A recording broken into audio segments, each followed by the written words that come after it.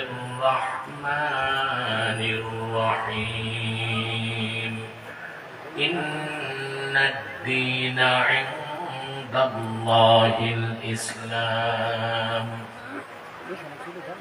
صدق الله العظيم وصدق رسوله النبي الكريم ونحن على ذلك من الشاهدين والشاكرين والحمد لله رب العالمين إن الله وملائكته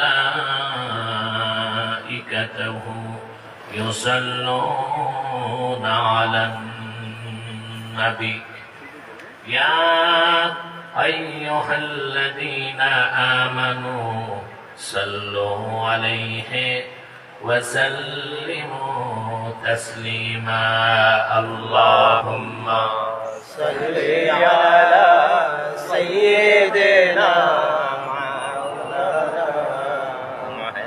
زبان খুলে وعلى آل سيدنا مولانا محمد اللهم صل على سيدنا مولانا محمد وعلى آل سيدنا مولانا محمد هو الحبيب الذي ترجى شفاعته لكل حول من الأحوال مقتحم اللهم صل على سيدنا مولانا محمد وعلى آله سيدنا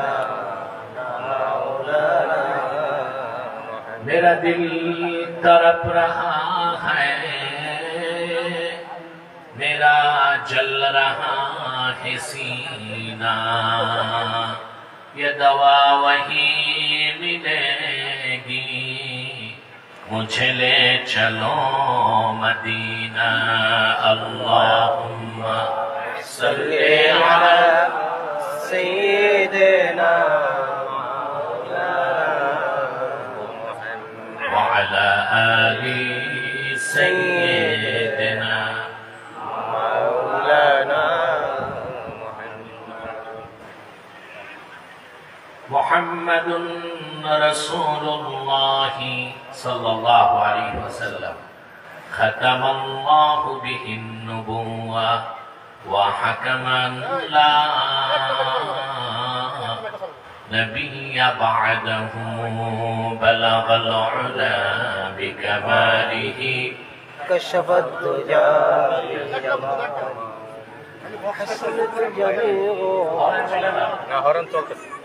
صلوا عليه وآله mic man horn চলে না মনে হয় না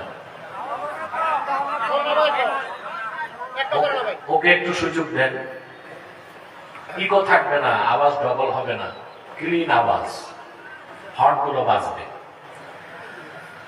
বড়গাঁও বাজার বণিক সমিতির উদ্যোগে আয়োজিত বড়গাঁও বাজার কেন্দ্রীয় জামে মসজিদের উন্নয়ন কল্পে আয়োজিত আজকের বার্ষিক ওয়াজ ও দোয়া মাহফিলের সম্মানিত সভাপতি জনাব হুমায়ুন কবির রিপন, উপস্থিত উলামায়ে কেরাম, তুলাবায়ে এজাম, প্রচন্ড গরমে ঝড় তুফান বৃষ্টি বাদলে আজকের মহতি মাহফিলে যারা উপস্থিত হয়েছেন স্বেচ্ছায় সানন্দে স্বতঃস্ফূর্তভাবে মনের আনন্দে তাদের সকলকে অন্তরের অন্তঃস্থল থেকে জ্ঞাপন করছি মুবারক। সবটুকু শুকরিয়া আল্লাহ সুবহানাহু ওয়া তাআলার জন্য, যিনি আজকের এই বরকতপূর্ণ মাহফিলে আমাদেরকে আসার বসার তৌফিক মেহেরবানি করে ভিক্ষা দান করেছেন। সেজন্য আসুন আমরা সকলে একবার অবনত চিত্তে হৃদয়ের আবেগ অনুভূতি উজাড় করে সমবেত কণ্ঠে বলি আলহামদুলিল্লাহ। আলহামদুলিল্লাহ। অগণিত অসংখ্য দরুদ ও সালাম আল্লাহর সৃষ্টির প্রধান আকর্ষণ বিশ্বসভার সভাপতি সকল নবী রাসূলগণের মাথার তাজ, শামসুল হিদায়াত, বদরুদ্দুজা, সাইয়্যিদুস সাকালাইন, ইমামুল মুরসালিন, খাতামুন নবিয়্যিন ওয়াল মুরসালিন, আফতাবে নবুওয়াত, শাহনশাহে রিসালাত, সরকারে দো জাহান, সুলতানুল মদিনা, নবিয়ুল আম্বিয়া, হুজুরে আকরাম, নূরে মুজাসসাম, নূরুন আলা নূর, সাইয়্যিদিনা হাবিবিনা শফিঈনা মাওলানা মুহাম্মদ সাল্লাল্লাহু আলাইহি ওয়াসাল্লামের উপর আল্লাহ পাক যাকে আজ থেকে ১৫০০ বছর আগে প্রেরণ করেছেন সর্বশ্রেষ্ঠ ও সর্বশেষ নবী ও রাসূল হিসেবে, যার পরে আজ পর্যন্ত পৃথিবীতে অবশ্যই কোন প্রকার এই নবী কিংবা রাসূল অবশ্যই আসে নাই, অবশ্যই এখনো নাই, অবশ্যই কিয়ামত পর্যন্ত আসবে না। সম্মানিত সুধী, আজকে গরমটাও বেশি, ঠিক কিনা? ঠিকটাও তো ঠিক মতো বললেন না। আমি এসে তো দেখলাম আপনারা আমার পরে এসেছেন মাঠে, ঠিক কিনা? অথচ উচিত ছিল আগে এসে মাঠ গোছায় রাখা। তো আলহামদুলিল্লাহ, দিনের বেলা আপনাদের গাজীপুরের মাটির খাসলত একটু শক্ত, রাতেই লোক হতে চায় না, তো দিনের বেলা আপনারা যথেষ্ট লোক কোরবানি করেছেন, আলহামদুলিল্লাহ। আমি কোরআন কারীম সূরা আলে ইমরান থেকে 19 নম্বর আয়াত তেলাওয়াত করেছি, একটা অংশ। এই অংশটুকু কেন্দ্র করে নির্ভরযোগ্য মুফাসসির এবং মুহাদ্দিসগণের দৃষ্টিকোণ থেকে কিছু কথা আপনাদের সামনে তুলে ধরার চেষ্টা করব ইনশাআল্লাহ, যদি আল্লাহ পাক আমি অধমকে তৌফিক দান করেন। আমিন আমিন। প্রাণ খুলে বলেন আল্লাহুম্মা আমিন। আল্লাহুম্মা আমিন। ভূমিকাতে একটি কথা না বললেই নয়, এই যে আজকের মাহফিলে এসেছেন, পার্থিব কোনো স্বার্থ আছে না। আপনারা দেখেন নেতারা যখন জনসেবা করে, জনসভা, জনসেবার জন্য ওনারা কর্মী আনতে বাস ভাড়া করে, দুপুরবেলা লাঞ্চের ব্যবস্থা করে, বিদায় বেলা পকেটে নগদ কিছু মাল পানি দেয়। ওই রকম কিছু পাইছেন? শুধু এসেছেন আল্লাহ তার হাবিবের সন্তুষ্টির জন্য। আপনারাও বিনিময় চান? জি, আমরা মহান মালিকের কাছে বিনিময় চাই, চাই না? আল্লাহ আমাদেরকে উত্তম বিনিময় দান করবে। শুধু কোরআন শরীফের মহব্বতে যারা বসে আছেন, প্রতি শ্বাসে তারা 10টা নেকি পাচ্ছেন। যতক্ষণ বসে থাকবেন আপনাদের ঈমানের নূর বাড়তে থাকবে। বিদায় লগ্নে যখন মুনাজাত করবেন, জীবনের সব গুনাহ মাফ হয়ে যাবে। এটা আমার কথা না, মাজমাউজ জাওয়ায়েদে ইমাম হাইসামি বিশুদ্ধ সনদে একটা হাদিস রওয়ায়াত করেছেন। আল্লাহর হাবিব ইরশাদ করেছেন, আমার উম্মতের কোন মুমিন যখন দোয়া করে, বাকিরা যখন সম্মিলিতভাবে আমিন আমিন বলে, আমার উম্মতের মুমিনদের সম্মিলিত মুনাজাত আল্লাহ ফেরত দেন না, সঙ্গে সঙ্গে কবুল করে নেন। আমরা একটু পরে মুনাজাত করবো না? এককভাবে না সম্মিলিতভাবে? তাহলে আশা করা যায় আমরা গুনাহ মাফ করে নিষ্পাপ হয়ে বাড়ি যেতে পারবো ইনশাআল্লাহ। এতে আপনারা খুশি না বেজার? খুশি। বেজার শুধু শয়তান, শয়তান, হ্যাঁ। শয়তান বেজার, তার চেলা যেমনটারও বেজার। শয়তানের সব চেষ্টা ব্যর্থ হয়েছে, এখন একটা বাকি আছে, মুনাজাতের আগে উঠানো যায় কিনা। আমরা ন্যাক নিয়ত করে শয়তানের নাপাক গালে একটি চপেটা ঘাত করতে চাই, রাজি আছেন? আমরা নিয়ত করছি কিছুক্ষণ পরে আজকের মুনাজাত করে গুনাহ মাফ করে নিষ্পাপ বেহেশতি আল্লাহ হয়ে বাড়ি যেতে চাই। কারা কারা হাত তুলে আল্লাহ তাআলাকে দেখা? নারে তাকবীর, আল্লাহু আকবার, নারে রিসালাত, ইয়া রাসূলুল্লাহ। আজকের মাহফিল সফল হোক, সফল হোক। একটি অনুরোধ করবো, যারা দূরে বসেছেন, ফাঁকা জায়গায় শয়তানকে সুযোগ দিলেন কেন? একটু চেপে বসেন। গরম লাগে আমিও তো বুঝি, তাও একটু চেপে বসেন, একটু মাহফিলটার পরিবেশটাকে একটু সুন্দর করুন। সামনে এসে পড়ে না সামনে আসবেন না, শুধু ফাঁকা জায়গাগুলো পূরণ করেন। যে ভাইরা দাঁড়িয়ে আছেন একটু একটু কষ্ট করেন, একটু স্যাক্রিফাইস করেন, একটু কাছে এসে বসেন, যেন পরিবেশটা আরো সুন্দর হয়, ফাঁকা জায়গা না থাকে। হতে পারে আল্লাহর আরো অনেক বান্দা চলে আসবে। আসল মূল আলোচনায় চলে যাচ্ছে। আল্লাহ পাক বলেন, ইন্নাদ দীনা ইনদাল্লাহিল ইসলাম, নিশ্চয় আল্লাহর নিকটে একমাত্র মনোনীত দিন হচ্ছে ইসলাম। সুবহানাল্লাহ।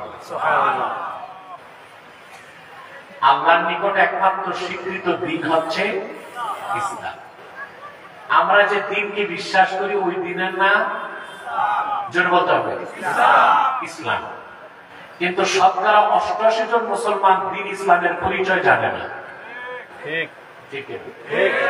সেজন্য মুসলিম দাবিদাররা ইচ্ছায় বা অনিচ্ছায় শিরক করতেছে, কুফর করতেছে, তাগুতের দাবিদারি করতেছে, সংস্কৃতির নামে বড় বড় শিরক এবং কুফর করছে, শুধুমাত্র দিন সম্পর্কে পরিপূর্ণ জ্ঞান না থাকার কারণে। তাহলে আমরা আজকে দিন ইসলামের পরিচয়টা গ্রহণ করার চেষ্টা করব, পারবো না ইনশাআল্লাহ? প্রসিদ্ধ তাফসীরগুলোতে সূরা আলে ইমরানের 18 এবং 19 নম্বর আয়াতের শানে নুজুল এসেছে। আজ থেকে ১০০০ বছর আগে শাম দেশ থেকে দুইজন ইহুদি পণ্ডিত মদিনাতুল মুনাওয়ারাতে আসলো। বুঝলেন? আজকের কথা না, ১০০০ বছর আগের কথা, রাসূলুল্লাহর জামানার কথা। শাম দেশ থেকে ইহুদিদের সবচেয়ে বড় দুই পণ্ডিত আসলো মদিনা মুনাওয়ারায়। ফালাম্মা আবসারা আল মদিনাতাল মুনাওয়ারা, দুইজন যখন মদিনা মুনাওয়ারা চোখে দেখলো, একজন আরেকজনকে বলতেছে, আমরা তো তাওরাতে বর্ণিত আল্লাহর আখিরি নবী মুহাম্মদ সাল্লাল্লাহু আলাইহি ওয়াসাল্লামের শহর মদিনা মুনাওয়ারায় চলে এসেছি। তাওরাত কিতাবে আল্লাহর আখিরি নবী মুহাম্মদ সাল্লাল্লাহু আলাইহি ওয়াসাল্লামের পরিচয়, মক্কা মুকাররমার পরিচয়, মদিনা মুনাওয়ারার পরিচয়, সব কথা আছে। লোকজনকে তারা মদিনা মুনাওয়ারাতে জিজ্ঞেস করলো, ভাই আল্লাহর আখিরি নবী মুহাম্মদ সাল্লাল্লাহু আলাইহি ওয়াসাল্লাম কি হিজরত করে মক্কা থেকে মদিনা মুনাওয়ারায় এসেছেন? লোকজন বললেন, হ্যাঁ এসেছেন। আল্লামা বাকরুদ্দিন আইনি উমদাতুল কারি শারহ সহিহুল বুখারীতে লেখেন, দশজন ইহুদি মদিনা মুনাওয়ারায় আল্লাহর আখিরি নবী মুহাম্মদ সাল্লাল্লাহু আলাইহি ওয়াসাল্লামের কদমে চলে গেলেন। তারা আল্লাহর হাবিবকে প্রশ্ন করলেন, আনতা মুহাম্মদ, আপনি কি মুহাম্মদ? রাসূলুল্লাহ জবাব দিলেন, হ্যাঁ। আবার প্রশ্ন করলো, আনতা আহমদ, আপনার আরেক নাম আহমদ কিনা? রাসূলুল্লাহ বললেন, হ্যাঁ। দশজন ইহুদি রাসূলুল্লাহকে বললেন, আপনি আল্লাহর আখিরি নবী মুহাম্মদ সাল্লাল্লাহু আলাইহি ওয়াসাল্লাম, আপনার সমস্ত পরিচয় আমরা তাওরাত কিতাবে পেয়েছি। তবে একটা প্রশ্ন করব, আপনি যদি তাৎক্ষণিক উত্তর দিতে পারেন, আমরা এখনই আপনার দ্বীনের কালেমা পড়ে মুসলমান হয়ে যাব। রাসূল কারীম সাল্লাল্লাহু আলাইহি ওয়াসাল্লাম বলেন, ঠিক আছে, প্রশ্ন করো। তো দশজন ইহুদি প্রশ্ন করলো, আইয়ু শাহাদাতিন আযযামু ফি কিতাবিল্লাহ, আল্লাহর ইলমে, আল্লাহর কিতাবে, লওহে মাহফুজে, পূর্ববর্তী সব কিতাবে আল্লাহর পক্ষ থেকে সবচেয়ে বড় সাক্ষ্য কোনটা? সুবহানাল্লাহ বলবেন? সুবহানাল্লাহ। বুঝছেন না তো? সজাগ আছেন? শুনতেছেন? বুঝতেছেন?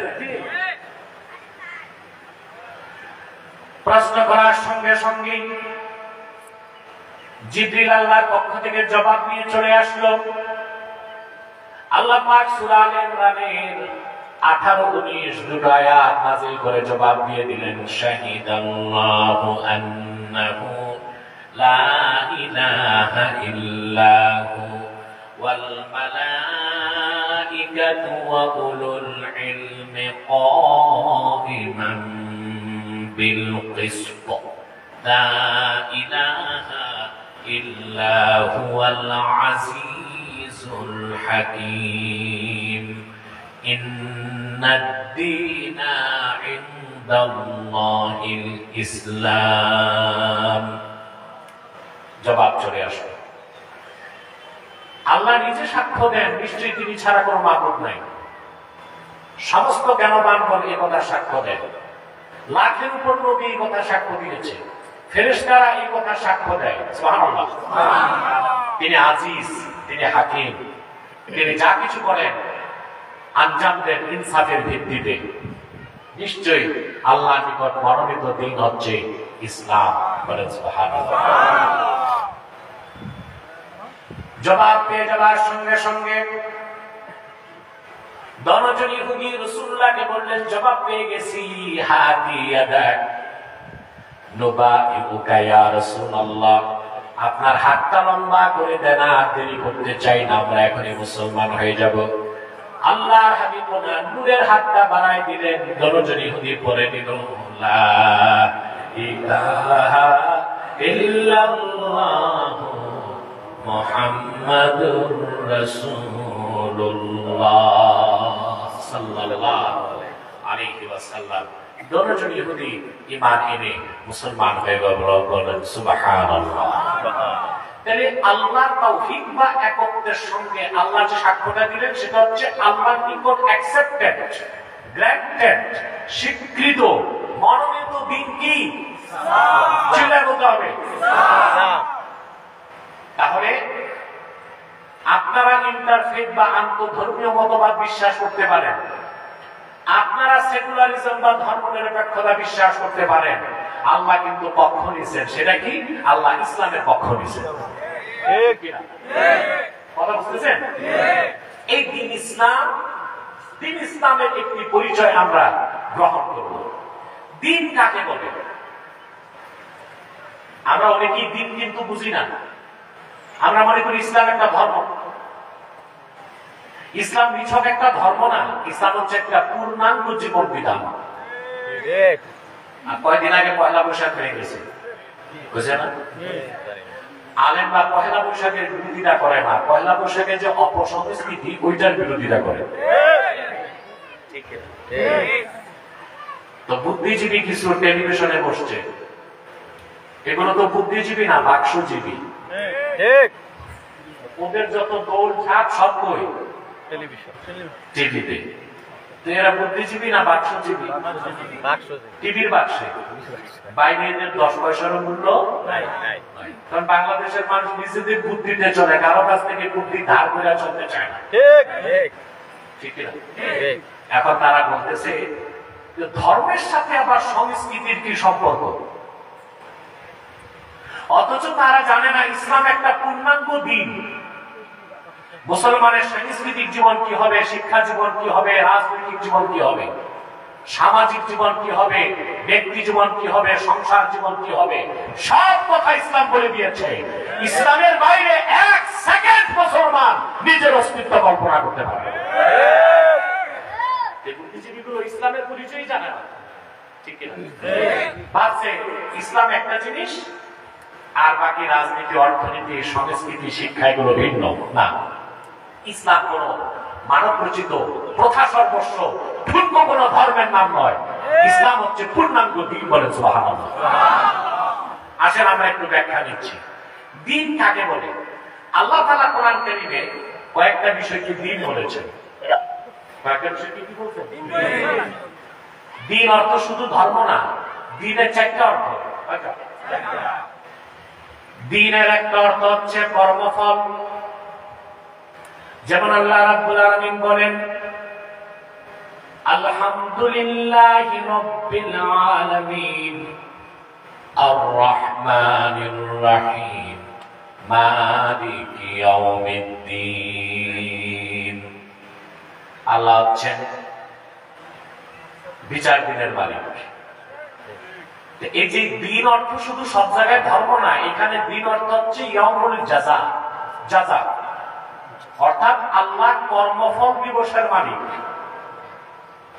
দিনের একটা অর্থ কি? আরে ভাই কথা না বললে আমি কি কবরস্থানে না মাহফিলে? মাহফিলে না? মাহফিলে। উত্তর দিবেন না জোরে? দিনের একটা অর্থ কি? কর্মফল। যেমন বলা হয় as you sow so you reap, যেমন কর্ম তেমন ফল। এই কর্মফলকে আরবিতে বলা হয় দ্বীন। আনুগত্য ইবাদতকে বলা হয় দ্বীন। যেমন আল্লাহ তাআলা বলেন ওয়ামা উমিরু ইল্লা লিয়া'বুদুল্লাহা মুখলিসিনা লাহুদ্দীন। এখানে দ্বীন অর্থ হচ্ছে ইতাআত, আনুগত্য, বন্দেগী, দাসত্ব, গোলামি হবে কার? আল্লাহ। এখানে দ্বীন অর্থ আনুগত্য। দ্বীন শব্দের এক জায়গায় অর্থ হলো কর্মফল, দ্বীন শব্দের আরেক জায়গায় অর্থ নিলেন কি আল্লাহ? কর্মফল। আবার ঈমানকেও আল্লাহ দ্বীন বলছেন। ঈমানকে কি বলছেন? যেমন সূরা হুজুরাতে আল্লাহ বলেন قل أتعلمون الله بدينكم والله يعلم ما في السماوات وما في الأرض। মুহাম্মদ সাল্লাল্লাহু আলাইহি সাল্লাম বেদুইনদেরকে আপনি বলুন, তোমরা কি তোমাদের অন্তরে যে ঈমান আছে সে সম্পর্কে আল্লাহকে শিখাতে চাও? আল্লাহ তো সব জানেন। এখানে দ্বীন অর্থ ঈমান। তাহলে দ্বীন শব্দের একটা অর্থ কর্মফল, দ্বীন শব্দের একটা অর্থ আনুগত্য, দ্বীন শব্দের আরেকটা অর্থ ঈমান। ঠিক কিনা বলেন? যেমন আল্লাহ আরেক জায়গায় বলেছেন লাকুম দীনুকুম ওয়ালিয়া দীন। আমার দেশে যারা রাজনীতি করে নেতারা কিন্তু অপব্যাখ্যার ক্ষেত্রে এই আয়াতটাকে অপব্যাখ্যা করে। ধর্মনিরপেক্ষতার পক্ষে তারা দলিল পেশ করে। আল্লাহ বলেন লাকুম দীনুকুম ওয়ালিয়া দীন, আমার ধর্ম আমার, তোমাদের ধর্ম তোমাদের না। এখানে দ্বীন অর্থ ধর্ম না, এখানে দ্বীন অর্থ কর্মফল। আল্লাহ তার হাবিবের মাধ্যমে কাফেরদেরকে বলেছেন, কাফেররা তোমরা যে কুফর করতেছো, শিরক করতেছো, তার ফল তোমরা ভোগ করবা। আর আমি যে আল্লাহর আনুগত্য করছি তার বিনিময়ে আল্লাহ আমাকে জান্নাতুল ফেরদাউস দিবেন। সুবহানাল্লাহ। এখানে দ্বীন অর্থ কি? দ্বীন শব্দের একটা অর্থ কর্মফল, দ্বীন শব্দের একটা অর্থ আনুগত্য, দ্বীন শব্দের একটা অর্থ ঈমান।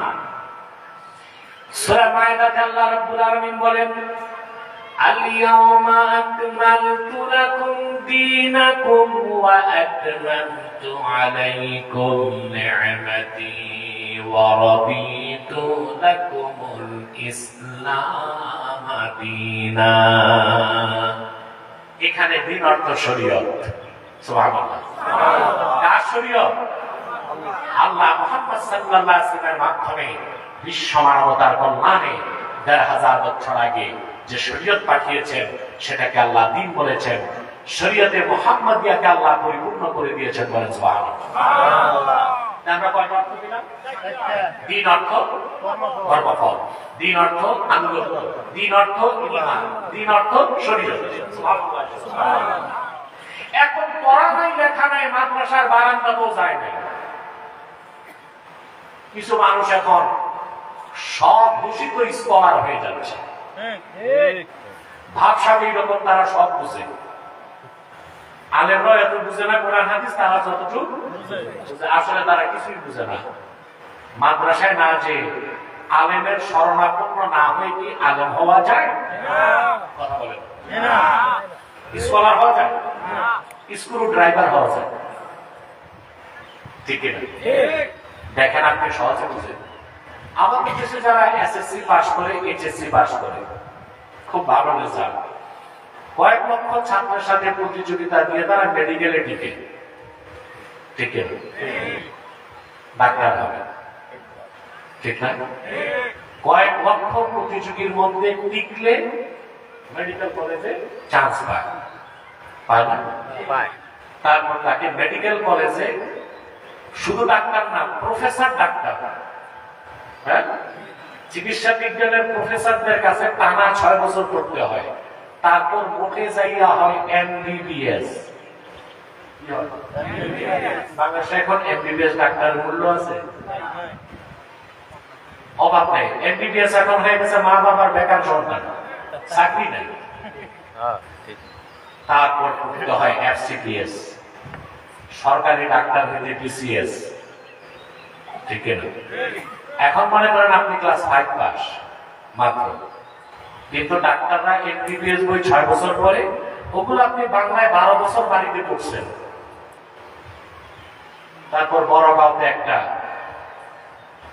চেম্বার খুলে বসে গেছে, রুগী দেখতেছেন। এটা কি আপনার বৈধ হবে না অবৈধ? সিভিল সার্জন খবর পাইলে আপনার 14 বছর জেল। আর আপনি যদি রুগী দেখেন তাতে রুগী ভালো হবে না তাড়াতাড়ি মরবে, আপনি বলবেন কেন? যারা মেডিকেল কলেজে 6 বছর পরে, আমি তো ওই বইগুলো 12 বছর বাড়িতে পড়ছি, মানবেন? তো কোন ব্যক্তি মাদ্রাসার বারান্দাতেও গেল না, সে কোরআন হাদিস বাংলাতে যতই পড়ুক নিজে আমল করতে পারবে, কিন্তু মানুষকে ফতোয়া দিতে পারবে না। এটা কেন আপনারা মেনে নেন? এটা মেনে নেন বলেই তো ধোঁকা খাচ্ছেন। কারণ আপনি যার ফতোয়া নিবেন, যার ওয়াজ শুনবেন, আগে তাকে দেখতে হবে সে নিজে দিনদার কিনা, দিন বুঝে কিনা।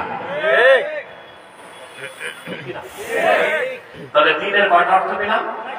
দিনের একটা অর্থ শরীয়ত, দিনের একটা অর্থ আনুগত্য, দিনের একটা অর্থ কর্মফল, দিনের একটা অর্থ ঈমান। সুবহানাল্লাহ। ইসলাম, এখানে আল্লাহ দিন বলতে সম্পূর্ণ জীবন বিধান ইসলামের কথা বলেছে। দিন পরিপূর্ণ হয়ে গিয়েছে ১৫০০ বছর আগে। সুবহানাল্লাহ। আমার ভাইয়েরা, এই দিন ইসলামের দাওয়াত প্রথম শুরু করলেন আদম আলাইহিস সালাম। কে? একজন দুইজন নয়, লাখের উপর নবী, হাজার হাজার বছর দিনের দাওয়াত দিলেন, দিন পরিপূর্ণ হয় নাই। সবার পরে আসলেন ১৫০০ বছর আগে আখিরি নবী, নবীগণের মাথার তাজ আমার নূর নবীজি মুহাম্মদ সাল্লাল্লাহু আলাইহি ওয়াসাল্লাম। তিনি মক্কায় দাওয়াত দিলেন 13 বছর, মদিনাতুল মুনাওয়ারায় 10 বছর। দিন কায়েমের ক্ষেত্রে রাসূলুল্লাহ শুধু দাওয়াত দিলেন তা নয়, সরাসরি ২৭টি জিহাদে নেতৃত্ব দিয়েছেন, সেনাপতির দায়িত্ব পালন করেছেন। অসংখ্য সাহাবী বুকের তাজা রক্ত দিয়েছেন। রাসূলুল্লাহ নিজে উহুদ ময়দানে দাঁতকে শহীদ করেছেন, তায়েফের মধ্যে রক্ত ঝরিয়েছেন।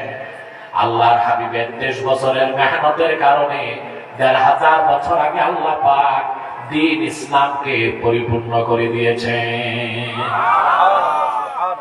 ইমামে খাজেন তাফসীর খাজেনে লেখেন, আল্লাহর আখিরি নবী, নবীগণের মাথার তাজ আমার নূর নবীজি মুহাম্মদ সাল্লাল্লাহু আলাইহি ওয়াসাল্লাম আজ থেকে ১৫০০ বছর আগে বিদায় হজ্জের ভাষণ দিতে যখন আরাফার ময়দানে উপস্থিত ছিলেন, আসর নামাজের শেষ সময়, মাগরিব নামাজের কিছু আগে রাসূলুল্লাহ স্ত্রীর পিঠে বসেছিলেন। রাসূলুল্লাহর সামনে ছিলেন ১,২৪,০০০ সাহাবী। অন্য বর্ণনায় এসেছে ১,৪০,০০০ সাহাবী। তো বর্ণনায় অমিল কেন? প্রশ্ন আসে না? যারা ১,৪০,০০০ সাহাবী বলছেন তারা নারী আর শিশুদেরকে বাদ দিয়েছেন, আর যারা ১,৪০,০০০ বলছেন তারা নারী আর শিশুদেরকে যোগ করছেন। তাতে কোনো বৈপরীত্য নাই, দুটো রাওয়ায়াত সঠিক। এক কথায় রাসূলুল্লাহর সামনে ১,০০,০০০ উপর সাহাবী উপস্থিত ছিলেন। আল্লাহর হাবিব দুনিয়া থেকে বিদায় নেবার মাত্র ৮১ দিন আগে, কতদিন আগে? ৮১ দিন, জিবরিল আল্লাহর পক্ষ থেকে ঘোষণা নিয়ে আসলেন। আল্লাহ পাক বললেন, আল-ইয়াওমা আকমালতু লাকুম দীনাকুম। পৃথিবীর মানুষেরা লাখের উপর নবী, হাজার হাজার বছর দাওয়াত দিয়েছেন, দিনকে পরিপূর্ণ করি নাই। কিন্তু আজকে আমার দোস্ত আখিরি নবী মুহাম্মদ সাল্লাল্লাহু আলাইহি সাল্লামের রক্ত ছড়া দিন ইসলামকে আমি আল্লাহ পরিপূর্ণ করে দিলাম। এত আস্তে বললেন, পুরুষের কণ্ঠে বলেন সুবহানাল্লাহ। ওয়া আতমামতু আলাইকুম নি'মাতি, তোমাদের উপর আমার নিয়ামতকে পরিসমাপ্ত করলাম। ওয়া রাদিতু লাকুমুল ইসলাম দীনা। এই অংশের ব্যাখ্যা আমার আপনার মতো সল্টু বল্টুদের করার ক্ষমতা নাই। আল্লাহর হাবিবের আপন চাচাতো ভাই আব্দুল্লাহ বিন আব্বাস তাফসীর করেছেন, ওয়ারাদিতু লাকুমুল ইসলামা দীনা আই আখতারতু লাকুমুল ইসলামা দীনান ফাকাত, একমাত্র আমি আমার দোস্ত মুহাম্মদ সাল্লাল্লাহু আলাইহি ওয়াসাল্লামের দ্বীন ইসলামকে স্বীকৃতি দিলাম। সব ধর্ম পূর্বের কথা বলেন। তো ইসলাম তো পূর্ণাঙ্গ জীবন বিধান, আমাদের সংস্কৃতি কি হবে তা কি ইসলাম শিখাবে না হিন্দুদের কাছ থেকে শিখবো? তাহলে বুদ্ধিজীবীদের মাথায় তো মগজ নেই, সবটাই গোবর। ওরা আমাদেরকে বিভ্রান্ত কেন করছে যে ধর্মের সাথে সংস্কৃতির সম্পর্ক নাই? ইসলাম পূর্ণাঙ্গ জীবন বিধান। মুসলমানের শিক্ষা জীবন কি হবে, রাজনৈতিক জীবন কি হবে, সাংস্কৃতিক জীবন কি হবে, ব্যক্তি জীবন কি হবে, সংসার জীবন কি হবে, রাষ্ট্রনীতি কি হবে, রাষ্ট্রনীতি কি হবে, সমাজনীতি কি হবে, সব কথা ইসলামের মধ্যে পূর্ণাঙ্গ ভাবে বলে দেওয়া হয়েছে। ঠিক না? বিজাতির অনুসরণ করা যাবে জীবনের কোন ক্ষেত্রে? আসেন, যাবে না যে আমি একটা উদাহরণ দিচ্ছি, তাও আমার ব্যক্তিগত উদাহরণ নয়, কোরআন কারীমের মধ্যে আল্লাহ তাআলা ইরশাদ করেছেন। আল্লাহ রাব্বুল আলামিন সূরা বাকারাতে বলেন, ইয়া আইয়ুহাল্লাযীনা আমানু দুখুলু ফিস-সিলমি কাফা ওয়া লা তাত্তাবি'ু খুতুওয়াতিশ শাইতান ইন্নাহু লাকুম আদুউম মুবিন। আল্লাহ রাব্বুল আলামিন বলেন, হে মুমিনগণ, ঈমানদারগণ, তোমরা পরিপূর্ণভাবে ইসলামে প্রবেশ করো। সুবহানাল্লাহ। কাফের মুশরিককে বলছেন না ঈমানদারকে? ভালো করে বুঝেন। কাফের মুশরিকদেরকে বলেন না ইসলামে ঢুকো, মুমিনদেরকে বলেছেন ইসলামে প্রবেশ করো। আপনি যদি গভীরভাবে কোরআন শরীফের দিকে লক্ষ্য করেন, দেখতে পাবেন কোরআন কারীমের কোথাও আল্লাহ রাব্বুল আলামিন কাফের মুশরিকদেরকে ইসলাম গ্রহণ করতে বলেন নাই, তাদেরকে বলেছেন ঈমান আনো, আর ঈমানদারকে বলেছেন ইসলাম গ্রহণ করো। সুবহানাল্লাহ। কথাটা বুঝেন নাই? না বুঝলে বড় ধরনের পেঁচ লাগাই দিবেন বিকেলে।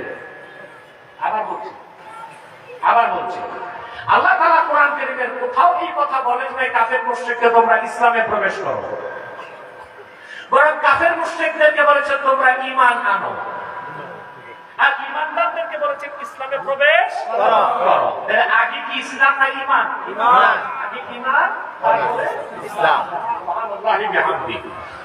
লক্ষ্য করে যখন কোরআন কারীমে আল্লাহ রাব্বুল আলামিন বলেন, ইয়া আইয়ুহাল্লাযীনা আমানু তাকুল্লাহা হাক্কা তুকাতিহি ওয়া লা তামুতুন্না ইল্লা ওয়া আনতুম মুসলিমুন। আল্লাহ রাব্বুল আলামিন বলেন, ঈমানদারগণ, তোমরা মহান আল্লাহকে যথাযথ ভয় করো, ওয়ালা তামুতুন্না ইল্লা ওয়া আনতুম মুসলিমুন, আর পরিপূর্ণ মুসলিম না হয়ে তোমরা মৃত্যুকে আলিঙ্গন করো না। আল্লাহ তাআলা প্রথম বলেছেন ঈমান আনো, আর ঈমানদারদেরকে বলেছেন ইসলামে প্রবেশ। এই সূক্ষ্ম বিষয়টাই অধিকাংশ মানুষ বুঝে না, আর এটা যারা বুঝে না তারাই ইসলামকে আরো অন্য 10টা ধর্মের সাথে কম্পারিজন করে, তুলনা করে। না, এত সহজ না। আমি সহজ উদাহরণ দিচ্ছি, কোন হিন্দু যদি রামকৃষ্ণের অস্তিত্বকে বিশ্বাস নাও করে, কিন্তু সে যদি পূজা পার্বণ করে, মন্দিরে যায়, তাকে হিন্দু সমাজ হিন্দু বলবে। খ্রিস্টান সে যদি জেসাসকে, ঈসাকে বিশ্বাস নাও করে, কিন্তু সে যদি গির্জায় যাতায়াত করে, খ্রিস্টান কমিউনিটি তাকে খ্রিস্টান বলে স্বীকৃতি দিবে। ঠিক না? কারণ ওখানে বিশ্বাসের কোনো বালাই নাই, প্রথা মানলেই ধার্মিক হওয়া যায়। কোন ইহুদি যদি ডেভিড, দাউদ, জাকব, ইসহাক, মশি মুসা এদেরকে বিশ্বাস নাও করে, কিন্তু সে যদি তাদের ধর্ম মন্দির সিনাগগে যাতায়াত করে, ইহুদি সমাজ তাকে ইহুদি বলে স্বীকৃতি দিবে। কোন বৌদ্ধ যদি গৌতম বুদ্ধকে বিশ্বাস নাও করে, কিন্তু সে যদি প্যাগোডায় যাতায়াত করে, বৌদ্ধ সমাজ তাকে বৌদ্ধ বলে স্বীকৃতি দিবে। কিন্তু কোন মানুষ যদি নামাজ পড়ে, রোজা রাখে, নামের আগে হাজি, নামের পরে গাজী, 5 ওয়াক্ত নামাজি, কিন্তু আল্লাহর কোরআনে বিসমিল্লাহর বা থেকে মিনাল জিন্নাতি ওয়ান নাসের সিন পর্যন্ত কোন একটা বাক্যের, কোন একটা শব্দের, কোন একটা অক্ষরকে যদি অস্বীকার করে, নিঃসন্দেহে সে কাফের হয়ে যাবে। মুসলিম বলার কোন সুযোগ নাই, আছে নাই। এইটা বুঝতেছেন, দ্বীনের পরিচয়টা পেতে হবে। অতএব ইসলামের সূচনাই হচ্ছে ঈমান। পূর্ণাঙ্গ ঈমান লালন করলেই আপনি মুসলিম। তারপর যখন আপনি শরীয়তের সব বিধান মেনে নেবেন, আপনি হবেন মুসলিম। কি হবে? মুসলিম হবে। এখন আসেন কোরআন শরীফের সেই আয়াতটা বোঝার চেষ্টা করি আমরা। মনোযোগ আছে? আমি বিদায় নিব। মনোযোগ না থাকলে মোনাজাত করে দেব। যথেষ্ট মনোযোগ রাখতে হবে। আপনারা দিনে মাহফিল করে তো অভ্যাস নাই কথা বলা,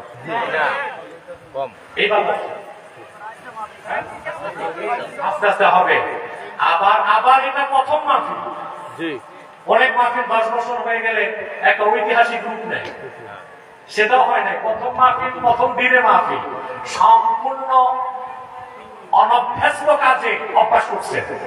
আমার বিশ্বাস আল্লাহ আপনাদের সফলতা দিচ্ছে। আলহামদুলিল্লাহ। আমার কথায় মনোযোগ আছে তো? আর কিছু টাইম দেন, আমি একটা বিষয় আপনাদের উপহার দিতে পারবো ইনশাআল্লাহ। আল্লাহ পাক কোরআন শরীফে বললেন, হে ইমানদারগণ, তোমরা পরিপূর্ণভাবে ইসলামে প্রবেশ করো।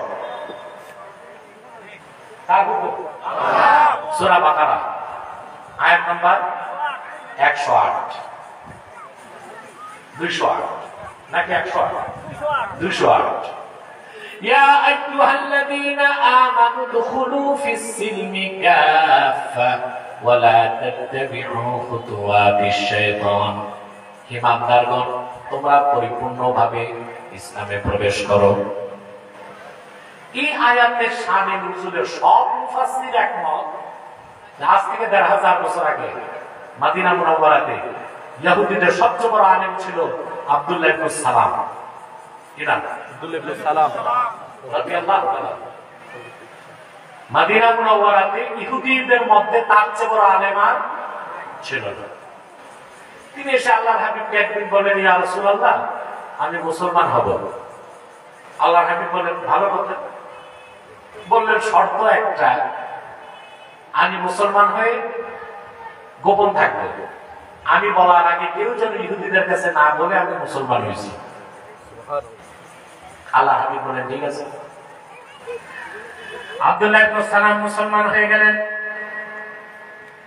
আল্লাহর হাবিবের কদমের সামনে মদিনা মুনাওয়ারার ইহুদি আলেমরা যখন আসলো, আব্দুল্লাহ ইবনে সালাম আল্লাহর হাবিবকে বললেন, ইয়া রাসূলুল্লাহ, আপনি জিজ্ঞেস করুন আমি আব্দুল্লাহ ইবনে সালাম ইহুদিদের মধ্যে কেমন মানুষ। রাসূলুল্লাহ ইহুদিদেরকে জিজ্ঞেস করলেন, আব্দুল্লাহ ইবনে সালাম কাইফা ফীকুম, আব্দুল্লাহ ইবনে সালাম তোমাদের মধ্যে কেমন মানুষ। সমস্ত ইহুদিরা সমস্বরে বলল, খায়র ইবনুল খায়র। আব্দুল্লাহ ইবনে সালাম ভালো, তার বাপু ছিল ভালো। সাক্ষ্য দেবার সঙ্গে সঙ্গে পর্দার আড়াল থেকে আব্দুল্লাহ ইবনে সালাম শাহাদাত পড়তে পড়তে বেরিয়ে আসলেন আর বললেন, ইহুদিরা সাক্ষ্য রাখো, আশহাদু আল্লা ইলাহা ইল্লাল্লাহ ওয়া আশহাদু আন্না মুহাম্মাদান আবদুহু ওয়া রাসূলুহু। আমি তোমাদের সাক্ষ্য রেখে ইহুদি ধর্ম ত্যাগ করে মুহাম্মদ সাল্লাল্লাহু আলাইহি সাল্লামের দ্বীনের কালেমা ঘোষণা করে মুসলমান হয়ে গেলাম। মুহূর্তে ইহুদিরা সুর পাল্টাই বলল, আব্দুল্লাহ ইবনে সালাম ফিনা শার ইবনে শার। আব্দুল্লাহ ইবনে সালাম সৌ খারাপ, তার বাপও খারাপ।